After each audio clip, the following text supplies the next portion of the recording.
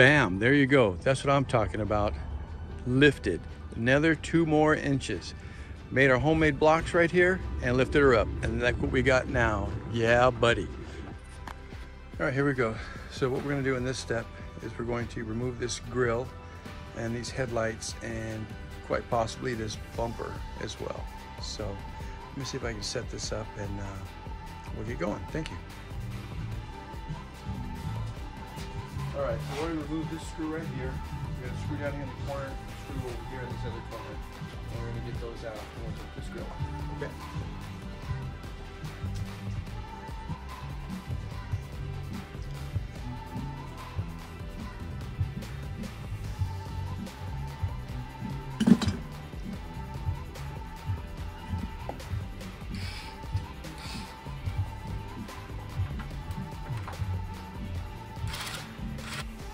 All right, so if you can see my hand down here, we need to get these bulbs out of the back.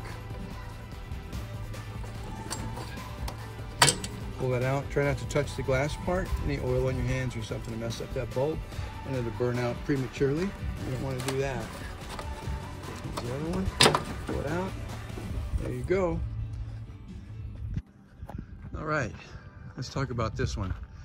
This is the 94 Geo Tracker. It's not a Sidekick, it's a Tracker. This is the one we've had for a while. You've seen it in some other videos. It was a black one with a rag top on it at one time. It was also, you might have seen a black one with a bright green hood on it, a ridiculously bright green hood. From a previous video not too long ago, this is the one we identified that had the Calmini 3-inch suspension system on it. So what we're gonna do with this one today is we're going to modify this one and we're going to go through a series on it, and we're going to lift this thing up another 2 inches. So this has got a Calmini 3-inch suspension lift on it, which is great. It rides really great across the terrain and stuff off-road, but it's just not, I don't like that it's not level. I don't like how the front dips down. So I'm going to put a 2-inch lift on this, a body lift on it today, and try to video this for you guys. It's pretty easy for the most part. There's 8 mounting points for the body on it, 2 in the front, 2 just behind the front tire, 2 in front of the back tires, and then the last 2 in the back by the bumper. So we're going to get those, but we're also going to have to weld an extension onto our transfer case shifter, and then we're also going to have to make some kind of a mount for our brake line proportioning valve, which is on the inside of the right side frame, on the right side, and I'll show you it later on.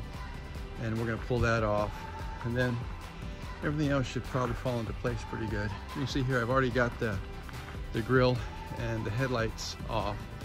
I will tell you, you might have to fight with those headlights. I had to actually drill out 2 of the bolt holes to get them out, and it's kind of awkward because the headlight's in your way and you can't really get to it. But I had to drill out 2 of them.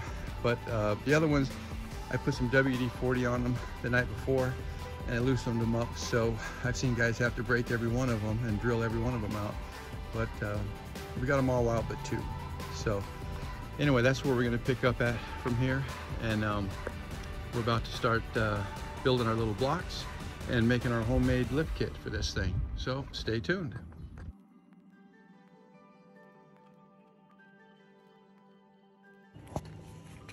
All right, when you make your homemade body lift, basically you're just gonna get you some 2-inch square. See, this is 2-inch square tubing. That's all it is.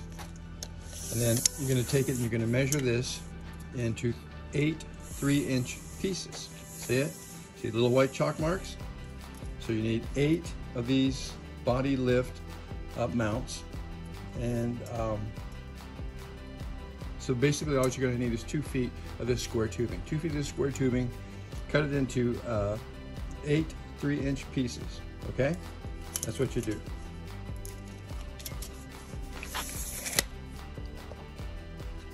Marked off in your 3-inch increments for your lifting blocks that you're gonna make at home instead of, you know, paying somebody to cut them for you and charge you 150 bucks, all right? So once you get that done, then what you're gonna do is you're gonna mark a hole in the center of each one, just like this, okay? and that's where you're going to drill. You're going to drill straight through, in the top, out the bottom, both sides, in the top, out the bottom, okay? All the way through. That's what we're going to do, all the way through, okay? And 8 of those pieces. Then you're going to have 8 blocks, and you'll be ready to go. All right, so our spacer blocks right here, 2-inch channel. I've already done the pilot hole in it. You got to do this 8 times. So I'm just going to do this one for you, so you can see what we're doing. But you got to do this 8 times, okay? So.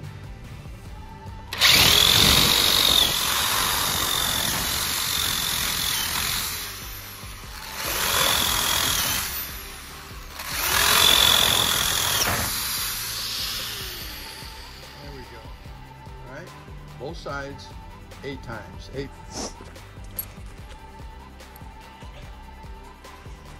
Okay, so what you're going to have to do to, as far as making your homemade lift kit, saving a few dollars, and taking your 2x2 square tubing, cutting them into 8 equal 3-inch pieces, drilling holes from both sides all the way through, so you can line them up and mount them in position, is you're going to have to go out and get you longer mounting bolts for the front 2 positions, okay? That, remember, right behind the headlights. So this is the standard bolt that came out of there, but remember, you're adding a 2-inch spacer on this. So when you remove these bolts, take one, go down to the hardware store, or go down to Tractor Supply or Lowe's or Home Depot or one of those places. A lot of times Napa would have these things as well. And get you the bolts, same thread pattern, but you need to get them at least 2 inches longer because you're putting a spacer in there too. So that really completes your kit. Is your 8 blocks and 2 bolts, and that's really all you need. Okay, and to complete your kit, along with the 2 longer bolts for the front, those 2 mounting ones, remember, going up 2 inches. So the front ones, the front mounting bolts underneath the headlights, need to be 2 more inches longer. Those are the ones you want to take to the hardware store and grab them. The longer ones, same thread pattern and all that, to make sure they work for you. And also when you're there, make sure you grab some shorter bolts and nuts. And I would get the lock nuts if you can get them, and get you some big old flat washers and throw those on there. And these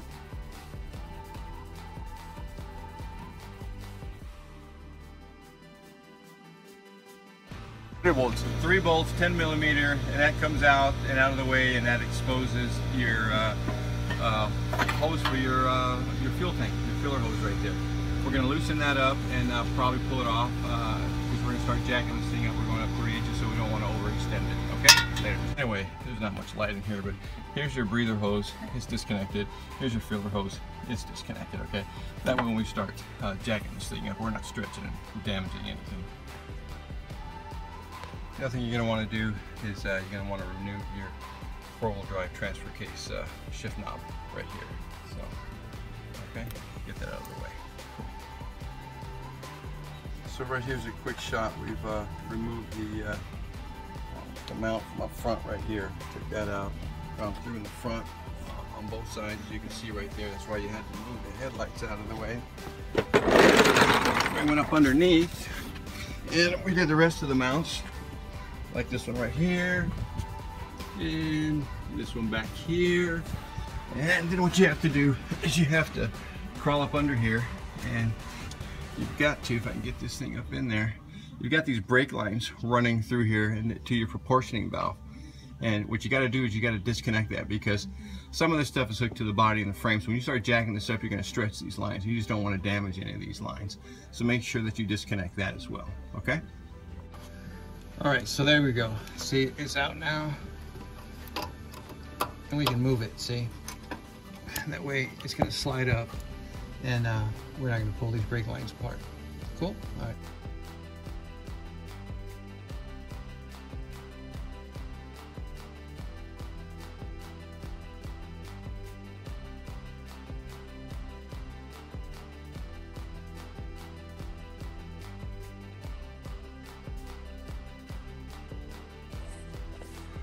All right, so that you can see how we did the front one.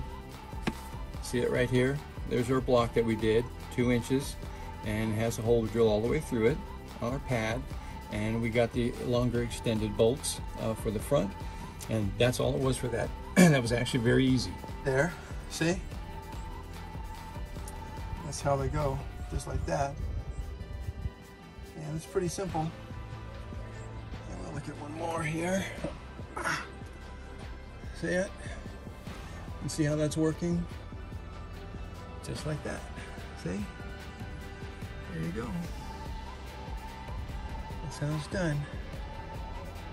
So, should be pretty easy. You can see there. So that's what your mounts look like if you've done your blocks and you put them in there. And that's how they're going to look. Okay? And that's how you put your blocks in, just like that. The bolt from the body comes down through and it bolts to the top of your block. In the bottom of your block, you add another nut right there and bolt it from the bottom right there. And that's how you do it. See? Same right here on this one. That's how they go. And you line them up. Okay? This is the same for all 6 mounts with the exception of the 2 in the front. That makes 8. So the 2 in the front are different the way they work because the bolt goes straight through from the top all the way to the bottom. But the other 6 mount points, it's like this. The body goes to the top of your mount, and then your bolt from the bottom of your mount to your support or your bracket, your mounting bracket. That's how that one goes. See it? Easy peasy. So these are what the bumper look like on the bottom of your body, and they just sit there on your frame in the normal position. They're sitting right in the frame. So what you could do is you could take another 2-inch square tube block, and you could probably tack it right there, or in this particular case you can see there's a hole there. You might be able to mount it right on that, so that cushion can sit on there and provide you extra support for your body, your lifted body. Okay, so all right, so not too sure how well you can see this, but I've got a drop light behind the camera to put a little light on the situation. But as you can see, after we did the body lift, we did 2 inches up front, and now our breather doesn't line up with our intake. So a couple options: we could bend it down, we could tape it, we could stretch it a little bit, we could relocate the breather box, or we could just take the breather box out. So I'm going to need some room there for something at some point, I'm pretty sure. And I'll just put a cold air intake on it and do it that way. I don't know how cold it's going to be though, sitting right above that exhaust manifold, but at least it's going to fit, and it'll be probably better than this. All right, so here we are under the hood. Okay, now along with your body lift, you've got this brake line that's coming through here, right in the driver's side, front left.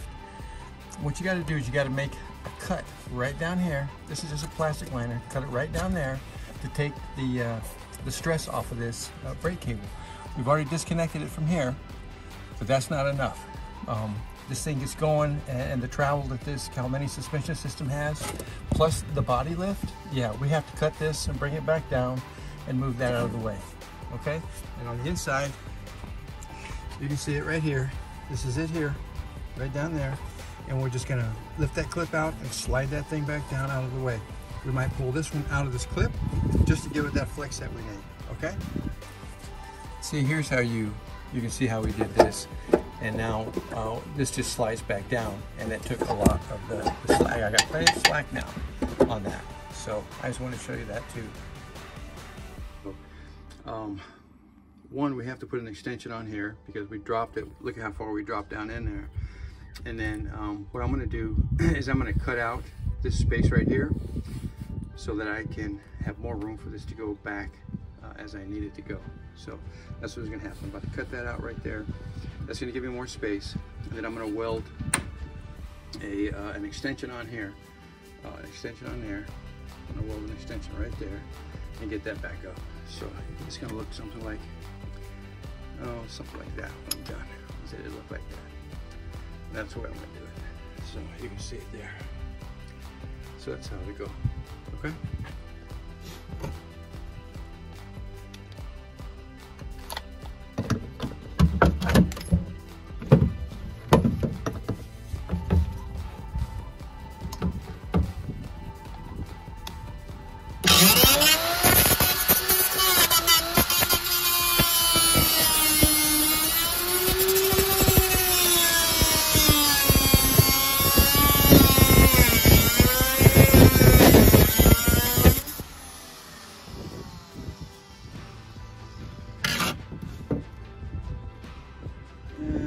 That might be enough off right there.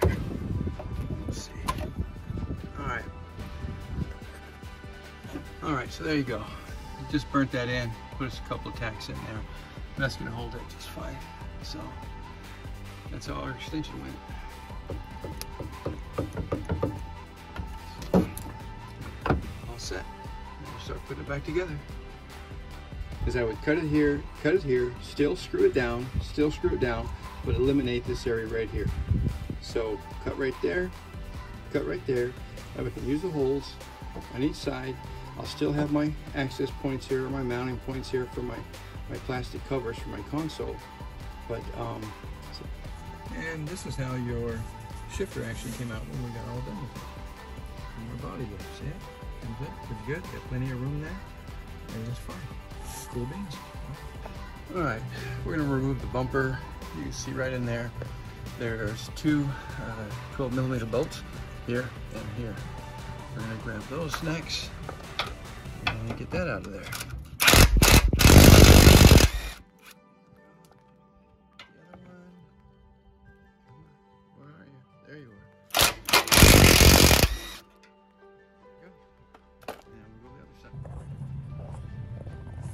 See if we can do this. So one of the things I just want to throw in here and add is if you look at this steering column, right down here, it's your steering column, all the way down. Got some weird lighting going on, but see, when I do body lifts, I try to stay with 2 inches because 2 inches works for me. So what I'm suggesting to you is maybe you don't want to get overzealous and put say a 3 or 4 inch body lift on this thing, because what's going to happen is you're going to end up having to modify or change the steering column. So what's going to happen, it's just like the shifter. Once this thing goes up, the trajectory of all these different components come out of line, and you're going to have to start making modifications like we did with the shifter. We had to cut a piece of the floor out to get it to shift all the way back to a 2-wheel high position. Well, the same thing here. Now there are 2 versions, I understand, on these trackers and sidekicks, where there's a pin system that holds these on, and you can simply just knock the pins out and give yourself an extension of 1 inch or so. A lot of the bigger companies that actually professionally make these body lift kits, sometimes they're going to recommend that you take and you make you an extension for this piece right here. Let me see if I can get in there a little bit better. That's really not it, but let's try this one. There we go. So right in here, see this piece right here? They'll make a longer one of these, or they make an additional one where this bolt right here, and there's a bolt right up on top. I don't know if you can see it. There you go. You can see it right there. And they'll make a spacer in there that's another couple inches longer, and that'll give you the play that you need. So, but anyway, if I stick with 2 inches on all the vehicles that I've done, and this is probably number 5 I would say, that we've done a body lift on. And when you do this body lift, this is going to work out fine. You don't want any binding in your steering. You don't want any other problems with it. So 2 inches is just about enough. Another thing, I just got to throw this in. When you're doing these body lifts and you decide you're going to go to 3 inches or 4 inches, I'm told that 3 inches are doable in some cases, depending on the column that you have. And there's no binding, or sometimes there's just a little bit of binding, but supposedly it's tolerable. But what you have to understand is you are stretching the hell out of your speedometer cable. So when you lift this body up, 2 inches, there's 2 inches of slack in that speedometer cable. But 3 inches, you're really, really pushing it. And I found this out the hard way. Yeah, that's it. We're trying to...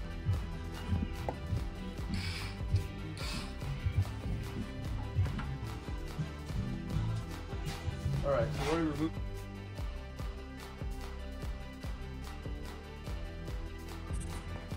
Bam, there you go. That's what I'm talking about. Lifted. Another 2 more inches. Made our homemade blocks right here and lifted her up. And that's what we got now. Yeah, buddy. That is pretty nice. Pretty nice. Look at that. Ooh, she's up there.